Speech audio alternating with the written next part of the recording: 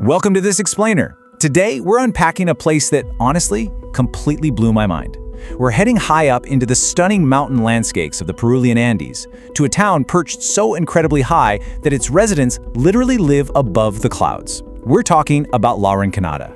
It's this extreme, super isolated settlement where the views are absolutely breathtaking, but the daily reality, well, it's brutal. We're going to figure out exactly how people manage to survive in an environment that constantly feels like it's trying to push them out. But right off the bat, I want you to think about something. What actually happens to your body when half of the world's oxygen just vanishes? Imagine stepping out of your car and instantly feeling like your legs are going to give out. The air is so unbelievably thin that just taking a couple of steps leaves you totally gasping. This is the physiological shock that hits anyone who dares to visit Ancra Terra. The atmosphere up here is totally different from what the rest of us are used to down at sea level. Okay, let's dive into this. 5,100 meters, that's 16,700 feet. To put that staggering number into perspective, La Rinconada is actually 300 meters higher than Mont Blanc, the highest peak in the European Alps. When you look at the science of Earth's atmosphere, up at this altitude, atmospheric pressure just plummets. The air molecules spread way out. You are basically pushing right up against the edge of space, and that nice, thick, protective blanket of oxygen we rely on, yeah, that's stripped right away. So, you're breathing in 50% less oxygen with every single breath. Half. To survive that kind of extreme deprivation, the human body has to do some radical adapting. The permanent residents here have actually evolved to produce literally twice as many red blood cells as a normal person, just to capture whatever tiny bit of sparse oxygen is floating around. But, as you can probably guess, that adaptation comes with a massive physical toll. It makes their blood incredibly thick and dense. And for a newcomer, the dangers of thin oxygen are immediate, aggressive. Climbing past just 2,000 meters can trigger altitude sickness, but at 5,100, it hits you like a freight train. Boom, throbbing headache, severe dizziness, nausea. Then you start coughing, gasping for breath, and if you're not careful, fluid starts rapidly accumulating right in your lungs. You need immediate medical help. Plus, your body loses twice as much water just through the act of breathing up here, so you're constantly fighting off severe dehydration while basically suffocating. Just look at these numbers. They are terrifying. Down at sea level, a healthy human has a blood oxygen level between 95 and 100%, right? Resting heart rate around 80 to 100 beats per minute. But the documentary host who visited this town, his blood oxygen plummeted to a terrifying 65%. His heart was racing at over 120 beats a minute, just trying to keep his vital organs going. He literally couldn't even stand up. Meanwhile, a local resident tested right next to him, perfectly comfortable at 82% oxygen and a totally normal pulse of 97. Crazy, right? It perfectly illustrates this insane biological resilience. There's this great quote from a local guide who simply said, "We're born here. We are adapted to this elevation." The fact that the human body can just adjust to the science of extreme atmospheric pressure like that is nothing short of a miracle. Section 1. A city without infrastructure. So, to understand why anyone pushes their body to this absolute limit, we have to look at daily life above the clouds. This is a place completely left behind by modern civilization. Welcome to the reality of La Rinconada. We're talking 50,000 people living in these chaotic, windowless metal shacks. Thanks to the low air pressure and brutal climate, not a single tree can survive on this frozen ground. At night, temps drop to -10 degrees Celsius, and get this, there is absolutely no heating. The majority of the town doesn't even have electricity, kitchens, or private bathrooms. Thousands of people share public baths, and their water is just piped down from the stunning icy glaciers above through this wild, chaotic web of hoses. And because there's zero government presence, infrastructure is basically non-existent. Wastewater just flows right openly through the streets. There's no sewage system, no trash collection. Every single day, garbage is just tossed straight out the front door, creating these massive, endless piles of waste stretching for miles. The second you arrive, this sickening odor just smacks you in the face. Nature has literally been replaced by piles of garbage on frozen dirt. Which leads us to a truly heartbreaking statistic. 35 years. That is the shockingly low average life expectancy for a local living in La Rinconada. 35. It's a fatal cocktail, really. The dense, clot-prone blood from the lack of oxygen, the freezing temperatures, and the extreme chemical contamination everywhere. Section 2.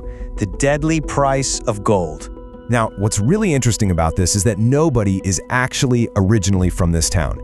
Every single person came here for one reason, and it reveals the deadly price of what's hiding beneath these stunning mountain landscapes: gold. When gold prices skyrocketed sixfold between 2001 and 2012, this place saw a massive population boom. But look at this horrifying ratio. To produce just enough gold for one standard ring, we're talking about 8 grams, you generate roughly 20 tons of toxic waste. 20 tons. The sheer physical destruction required to feed the demand for this metal is staggering, and the people of La Rinconada, they're living smack in the middle of all that waste. And the extraction process itself, incredibly toxic. Walk through this with me. Miners bring their raw ore to these little exchange offices in town. To separate the gold out, they mix it with mercury to create an amalgam. Then, right there out in the open, they take a blowtorch and just heat the mixture up. The gold is left behind, sure, but the mercury, it evaporates directly into the air. For every single gram of gold they pull out, about 2 grams of highly toxic mercury evaporates straight into the atmosphere that these 50,000 people are breathing every day. So yeah, it's absolutely no surprise they call this the Devil's Paradise. The hazards are literally everywhere you look. The soil and agricultural water are completely saturated with cyanide and mercury. Right outside the mines, there's this deep red acid mine lake that formed from oxidized iron sulfate. Inside the mountain, miners are constantly facing deadly gas poisoning, roof collapses, explosions. Their accident rates are 25 times higher than what you'd see in advanced countries. Oh, and to make it all even more fascinating, there's this deep-rooted local myth about the surrounding Sleeping Beauty Mountain.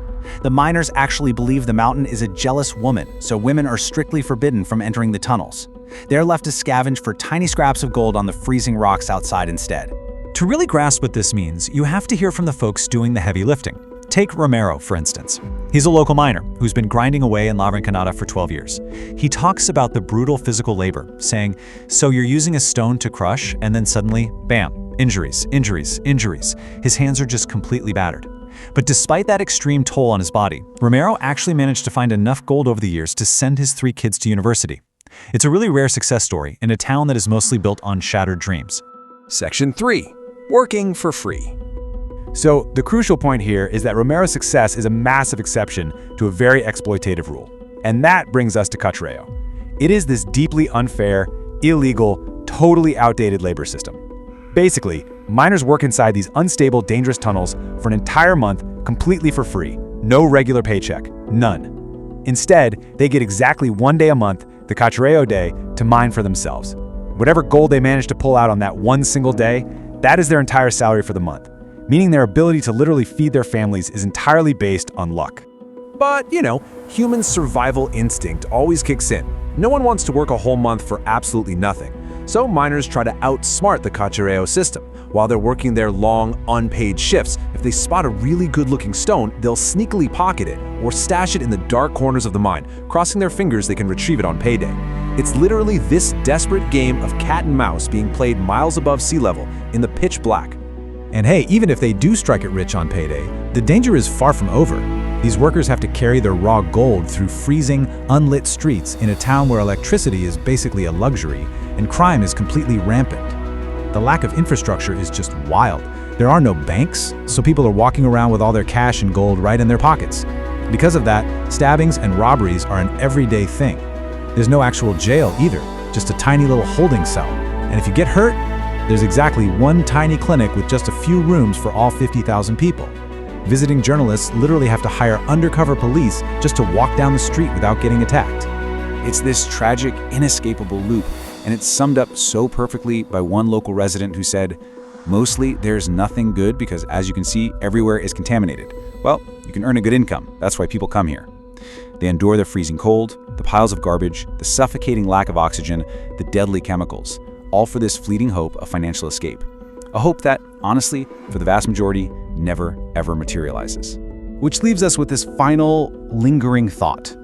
When we look at a shiny gold ring or a necklace, we see wealth, we see beauty, status. But after stepping into the Devil's Paradise, feeling the burn of that thin atmosphere, seeing toxic mercury just evaporating into the sky, and knowing that people crushing those rocks have a life expectancy of just 35 years, what is the true cost of the gold we wear? It's a pretty heavy question, and definitely one worth remembering the next time you see that shine. Thanks for joining me on this explainer, and keep questioning the world around you.